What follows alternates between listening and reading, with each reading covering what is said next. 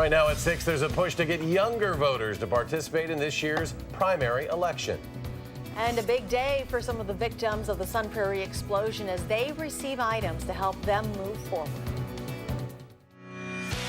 This is News 3 at 6.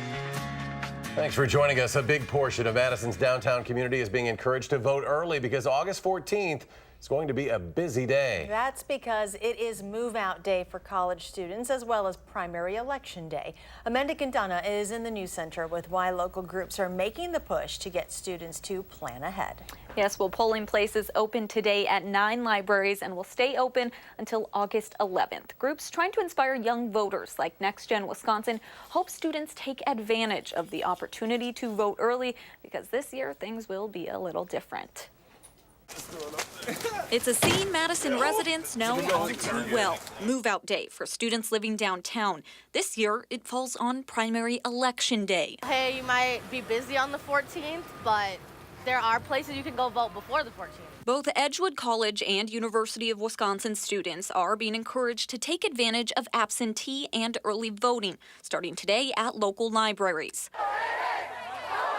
And with the unprecedented excitement and involvement from young voters, many hope this doesn't stop them from turning out. There's just so many things at stake in the governor's race. So many of the issues that directly impact the lives of young people in Wisconsin. Joe Waldman with Next Gen Wisconsin says this challenge makes their job of making sure young people have the tools they need to exercise their political power even more important. It's a task of making sure that everybody knows and has a plan to vote. That's the most important thing, just asking people to commit to vote and make a plan to vote ahead of time. Those who are especially civically engaged are already doing this, but students say some might not even know their other voting options. If people really realize like the importance of this election, and I feel like all it'll take is just like people knowing where to go. And then once people realize, they'll be like, oh, this is easy. Like, it really won't interfere with my move-out day. For those working hard to prepare them, this is just a small hurdle, something much simpler than planning marches like this one. It's been tough to keep young people away from a polling place this past year. It's just been such an incredible year of activism and passion and energy, so I'm confident that's going to continue. To avoid some confusion, the clerk's office is letting students know changing your address the day of the election does not mean you can't vote. Now, it takes 10 days to establish residence, so as long as you move within 10 days of Election Day, you still vote at your old polling place. Freshmen probably won't be moved in early enough, so they will need to register from their parents' address. Amanda, thank you. Wisconsin's 5-day sales tax holiday is about to begin. People won't have to pay sales tax on clothing, computers, school supplies. That's between Wednesday and Sunday. Now, there are some strings. Each item of clothing must be less than $75 to be exempt, and computers have to be purchases for personal use and have to cost $750 or less. Republican Governor Scott Walker signed a bill in April that created the one-time sales tax holiday. Democrats have said the holiday is an election year gimmick. Unity Point Health is notifying patients about a data breach. The personal information of more than 1 million people may have been compromised in a recent email phishing incident. The company released a statement saying it sent letters to affected patients today. The company offers services in Iowa, Illinois, and Wisconsin. Unity Point will offer free credit monitoring to people who may have had their Social Security numbers or driver's license numbers compromised. For more information on this security breach, visit the website on your screen there. We also have a link to it online at channel3000.com. Now, back in April, Unity Point Health notified about 16,000 patients of a separate phishing email attack. This is the second data breach for the company in the last few months. As we mentioned, that was about 16,000 patients impacted in the spring. Well, rain is possible tonight. Here is Chief Meteorologist Gary Canalti with a look at your first alert forecast. Hi, Gary. Hi, Charlotte. It is possible, but not everybody will see it. It just depends on where you are. Let's start out by taking a look at visible cloud track. You can see how some clusters of showers and thunderstorms popped up this afternoon from almost clear skies this morning. And on Doppler track, you can see lots of flashes of lightning there, but many dry areas. Right now, it looks like the most concentrated area of showers and thunderstorms moving through the eastern portion portion of Dane County and then moving out of Grant County across the Mississippi River. In between, also a little cluster of storms over northwestern Dane County. Low temperatures this morning started out in the middle 50s to around 60 degrees. Current temperatures just depends on whether or not you're getting clouds and showers. Janesville close to 80 right now, but Madison's dropped to 67 because we had some rain come through, and dew point temperatures are in the mid 50s to around 60 degrees, so not terribly humid out there. Look for a threat for a shower or thunderstorm this evening, then partly cloudy skies overnight. Low temperatures dropping to the upper 50s. Tomorrow, look for a repeat of today with a high of 81 and a chance of an afternoon shower or thunderstorm. That's your First Alert forecast. Thanks, Gary. A father and his 3 kids have been found safe in South Carolina. Fort Atkinson police say the father, Wee Chu, took the kids against the wishes of his wife, their mother. He called her last Monday, telling her he was at Chicago's O'Hare Airport and planned to take the children to China. The kids range between 3 months and 11 years old. Investigators are trying to figure out what started a fire early this morning in the village of Friendship. The Friendship Bar and Bowl is a total loss. Following that fire, News 3's Rose Schmidt joins us with the very latest. Rose? That's right. Now, the Adams Fire District Chief says the business is closed on Sundays, so luckily no one was inside when the fire started and no one was hurt. The fire was reported just after 1 this morning at the Friendship Bar and Bowl on Main Street. The Adams Fire District Chief says firefighters used a machine to pull the walls down and get better access to the source of that fire. Not much is left of the building now, but community members tell us people came to the business to play a number of sports, and it could get crowded, especially in the summer months. It'll be sorely missed in our community. You know, it's you know, like I said, a small town, and you know, people like to go over there, the bowling leagues and such. So I don't know where they're going to go now because we're out in the middle of nowhere practically. Nearly 40 firefighters from 4 departments responded to the scene. Firefighters were there until about 9 o'clock this morning. The Adams County Sheriff's Office says part of Highway 13 or Main Street was closed for about 4 hours this morning. Now the cause of this fire is still under investigation at this time. Well, the story will continue to follow. Rose Schmidt tonight. Rose, thank you. Tomorrow marks 3 weeks since the deadly gas explosion in downtown Sun Prairie. A relief fund set up to help the victims of that explosion has reached $300,000. Sun Prairie city leaders say the fund will remain open through the end of this year. Part of the money raised is helping the victims buy household items. Today, a truckload of items like plates, microwaves, and laundry detergent was dropped off at Sunshine Place, a social services group that helps Sun Prairie residents in need. Volunteers of all ages helped unload that truck today. I'm excited that we can move on to this next chapter with some of these families. I think one of the things that I've been noticing is that there's no 2 families in that same position. Is that each family is kind of going through it on its own manner, and so the good thing is that we're able to customize the help. The relief fund is helping affected families pay for their first month's rent and security deposit as well. Captain Corey Barr with the Sun Prairie Fire Department died as a result of that explosion, and he leaves behind a wife and 3-year-old twin daughters. Monk's in Sun Prairie is donating 100% of all sales to the Barr family tonight. According to the owner of the restaurant, giving to the Barr family was an easy choice. For him, it wasn't hard to empathize with the family and their hardship. Corey Barr was roughly my age. He owned a bar restaurant downtown, and he had 2 little girls at home. We have 3 little girls at home. So this was natural for us to put this together for the Barr family. If you want to visit Monk's in Sun Prairie to help the cause, they will be open until 11 o'clock tonight. A local cancer patient isn't letting the disease stop her from doing something good. Your past does not define your future. And an unusual opportunity helping some area inmates prepare for life after jail. That story next on News 3 at 6.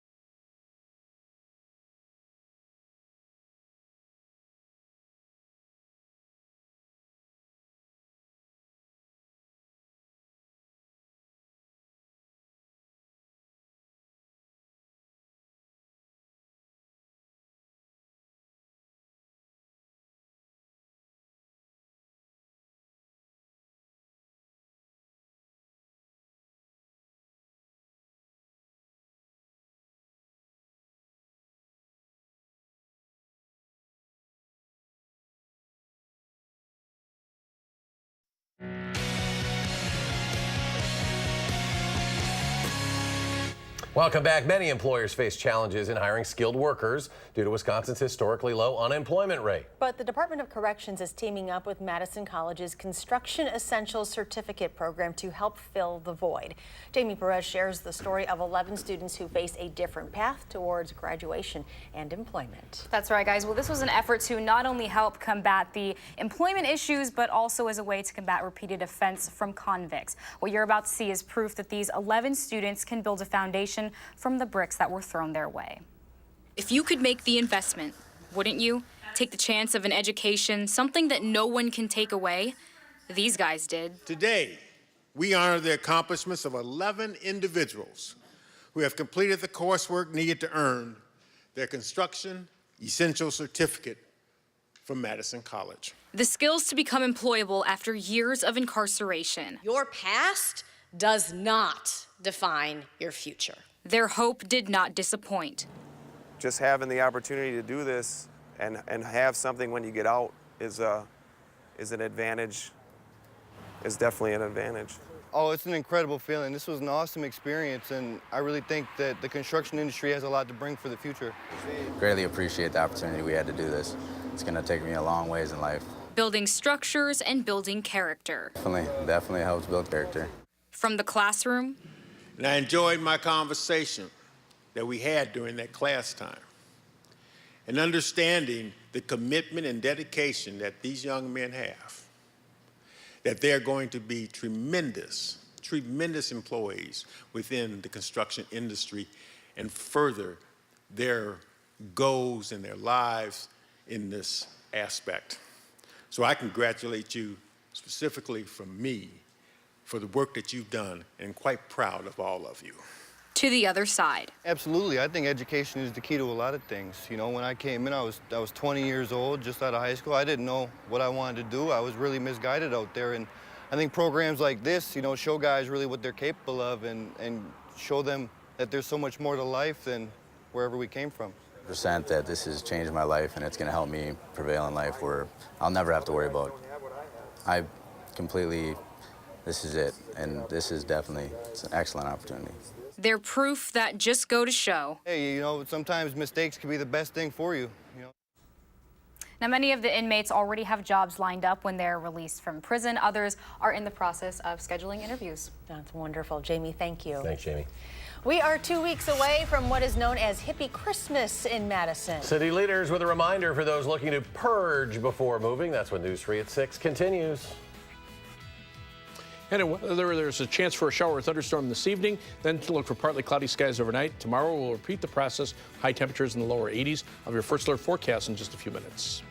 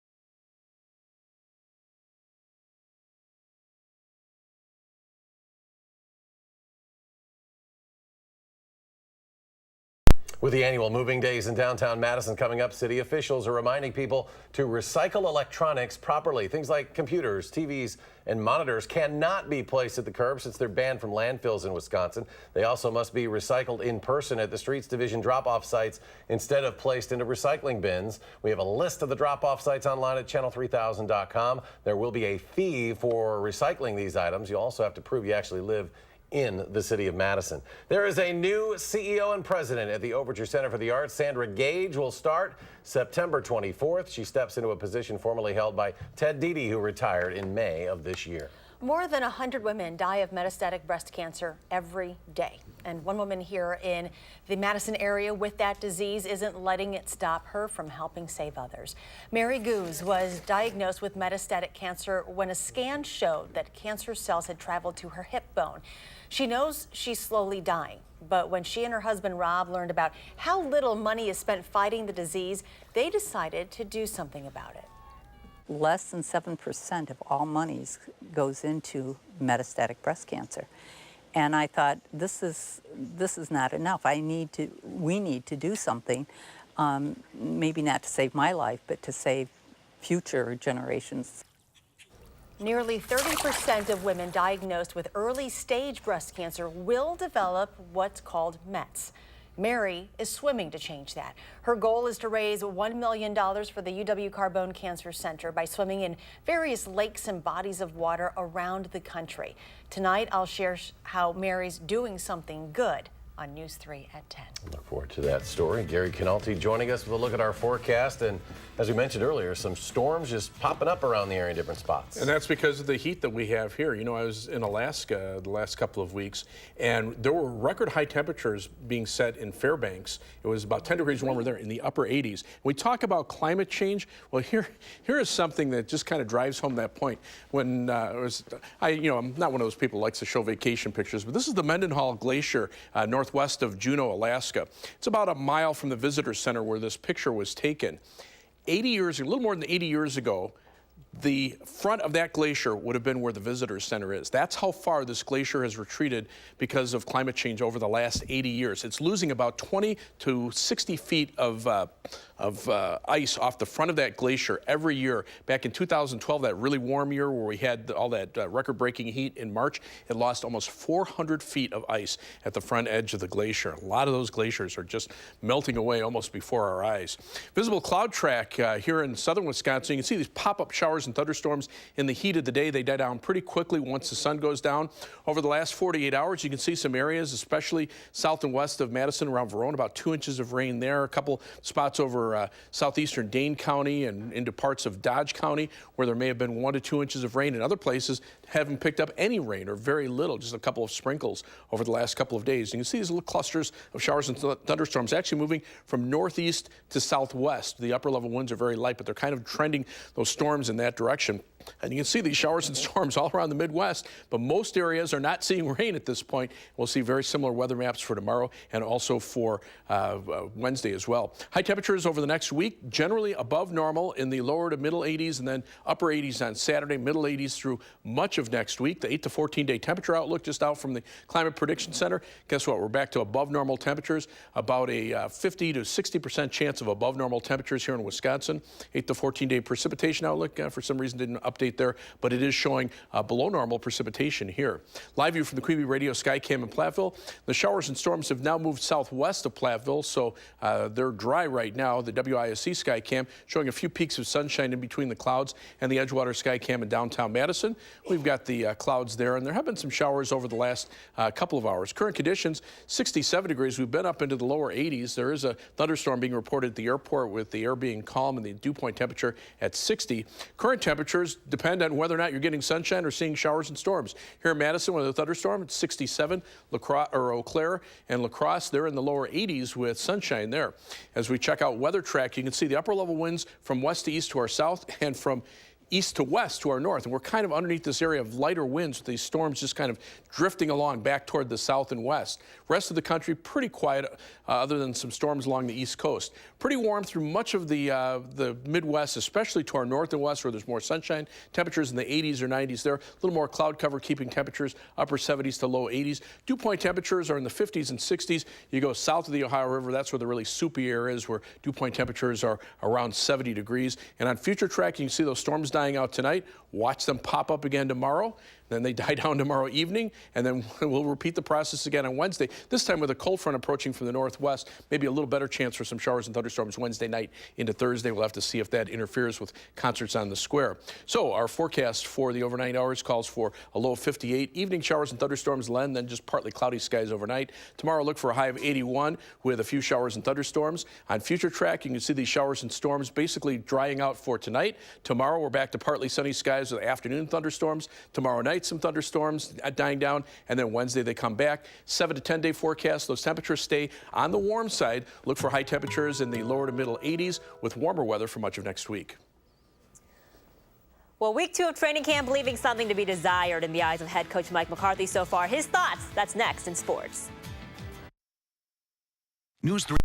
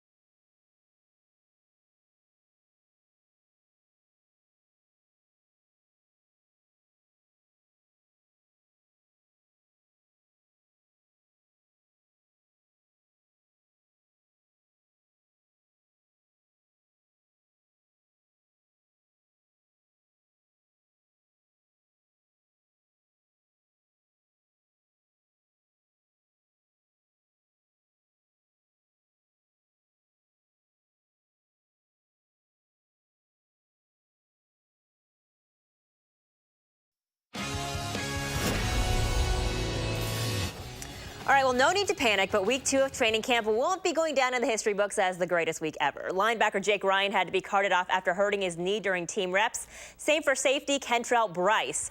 Running back Aaron Jones and defensive end Mike Daniels also out with injuries that are reportedly minor. Now, as for the players that are actually healthy, well, head coach Mike McCarthy not exactly thrilled with them either. Aaron Rodgers throwing his 7th interception of camp today, 2 of them at the hands of HaHa Clinton-Dix. It's only the 2nd day in pads, but the good thing is the effort is there. Thought it was sloppy, way too many guys on the ground. I thought the energy was terrific. We had some good moments, but this is traditionally probably the same damn thing you say every year. So we just had way too many guys on the ground. It's as high as I could recall. But I thought the work, as far as getting in and out of the drills, the competitive part of it was excellent. But it's just a reflection of being in pads for the first time. So we have a lot of work to do.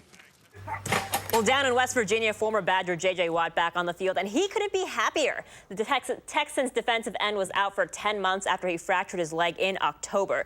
He said he's, quote, in a really good place and is excited about being healthy for the start of camp. Oh, it was great. It felt great to be back out there, just to be back with the guys. I mean, that's the biggest thing you miss during a time off is being in the locker room, being on the field, messing around with the guys on the sideline. That's the most fun. Well, Christian Yelich earning National League Player of the Week honors for his stellar week on the road. Yelich batting .517 with 8 runs scored, 3 doubles, a triple, and 3 home runs in 7 games. It's the first time in his career that he has won this honor. Now, Yelich and the team continuing the West Coast tour, the Brewers at Dodger Stadium tonight. Freddie Peralta starting on the mound for the Brew Crew, hoping for a much better outing than last week against the Nationals, where he gave up 4 walks and hit a batter in 6 innings. Dodgers will start Kenta Maeda. Finally tonight, LeBron James making his first official public appearance since joining the Lakers a month ago. He spent the day in his hometown of Akron, Ohio, helping open the doors to a school he founded called the I Promise School, which is a new public school for some of Akron's most challenged students and their families. The inaugural class will be 3rd and 4th graders, and the school will expand to 1st through 8th grade by the year 2022. Now, if those kids follow the program and graduate from high school, LeBron has actually arranged for them to get free college tuition at the University of Akron. He's also giving every single kid at the school a bike, helping their kids out, or helping their families out with food and everything too. It's just such a great He has thing. not abandoned Northeast Ohio. Absolutely not. No doubt. Quick final check, Gary. Some thunderstorms dying down tonight, and then look for the same thing to happen tomorrow. All right. Thank you very much. Thank you for joining us for News 3 at 6. Enjoy your evening, and we'll see you back here at 10 o'clock.